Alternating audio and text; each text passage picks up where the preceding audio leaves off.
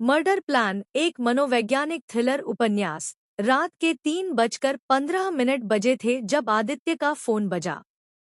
नींद में डूबे हुए उसने फोन उठाया तो दूसरी तरफ से सिर्फ सिसकियों की आवाज आई।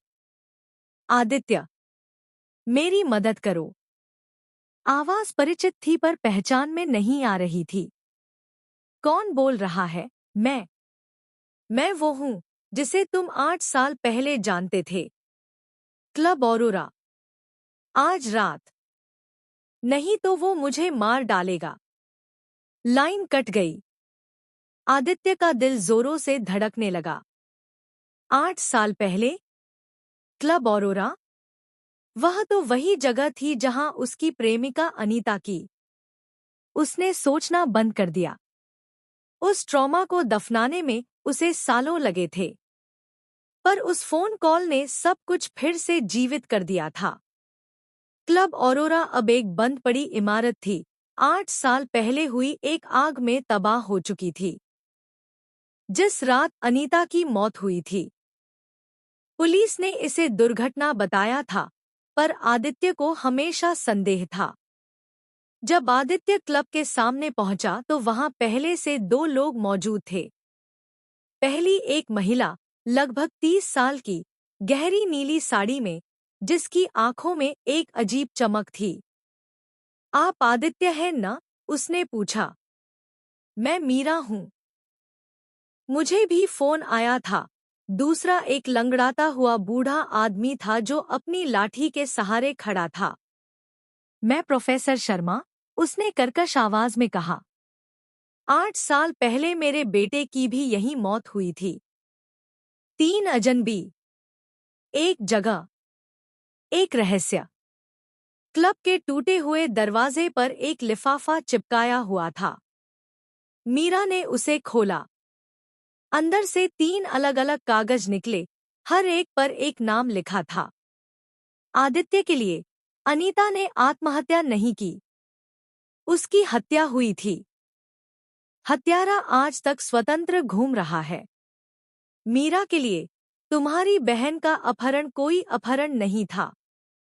वह भागी नहीं, उसे ले जाया गया। और तुम्हारे पति को यह सब पता था। प्रोफेसर शर्मा के लिए। तुम्हारा बेटा नशे में नहीं मरा, उसे जानबूझकर जहर दिया गया था। और हत्यारा तुम्हारा अपना है। तीनों की सांसें अटक गईं। यह कोई मजाक नहीं था।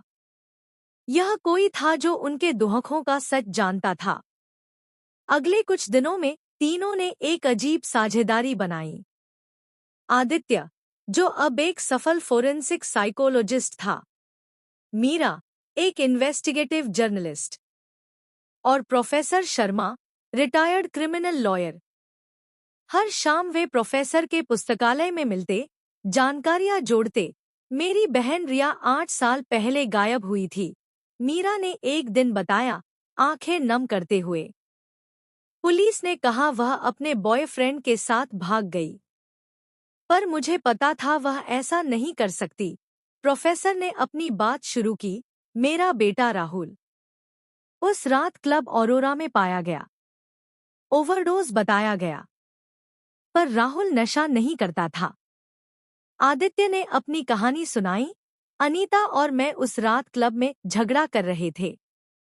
मैं गुस्से में चला गया। जब लौटा तो क्लब आग में था। उसके शरीर को कभी ठीक से पहचाना भी नहीं गया। मीरा की खोजबीन ने एक चौंकाने वाला तथ्य उजागर किया। 8 साल पहले क्लब ऑरोरा के मालिक थे विक्रांत सिंह। उसकी मौत भी उसी आग में हुई बताई गई थी। पर देखो ये। मीरा ने कंप्यूटर स्क्रीन पर एक फोटो दिखाई। ये विक्रांत सिंह की लाश की फोटो है। पर ये फोरेंसिक रिपोर्ट कहती है कि लाश की उम्र विक्रांत से 10 साल ज्यादा थी। आदित्य ने गंभीर होकर कहा, तो विक्रांत शायद जिंदा है और उसने अपनी मौत का नाटक किया। प्रोफेसर ने अपना सिर हिलाया। पर सवाल है, क्यों? और उसका हम तीनों से क्या वास्ता? दूसरा संदेश उन्हें 3 अलग-अलग जगहों पर मिला। हर एक के लिए एक सुराग। आदित्य को मिला, अनीता की डायरी के अंतिम पन्ने गायब हैं। वे उसके छोटे भाई के पास हैं। मीरा को मिला, तुम्हारी बहन का सबसे कीमती गहना, माँ की मंगलसूत्र, वह तुम्हारे पति के तिजोरी में है। प्रोफेसर को मिला, तुम्हारे बेटे का फोन अब तक चालू है। आखिरी लोकेशन, तुम्हारे अपने घर का पता। हर सुराग और भी गहरे रहस्य खोल रहा था। आदित्य ने अनीता के भाई को ढूंढा। वह अब एक नशेड़ी था, एक बीमार आश्रय में रहता था। अनीता ने डायरी मुझे दी थी, उसने कांपते हुए कहा।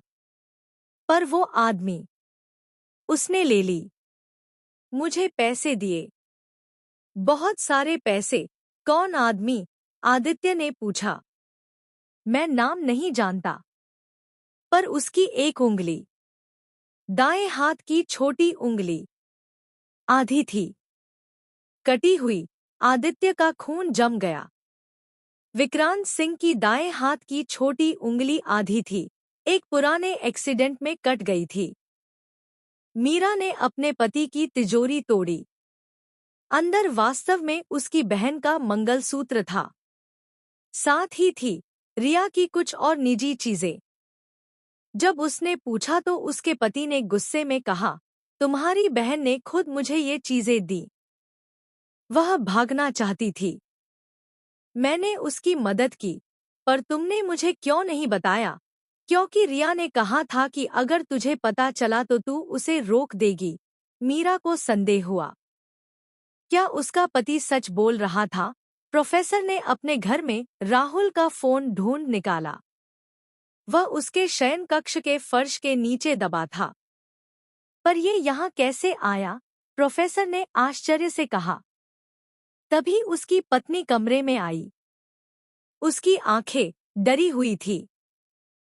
मैंने छुपाया था, उसने फुसफुसाया। तुमने? क्यों? क्योंकि राहुल उस रात घर वापस आया था, जिंदा, पर कोई उसके पीछे था। मैंने दरवाजा खोला तो वह भाग गया। फोन यहीं गिर गया।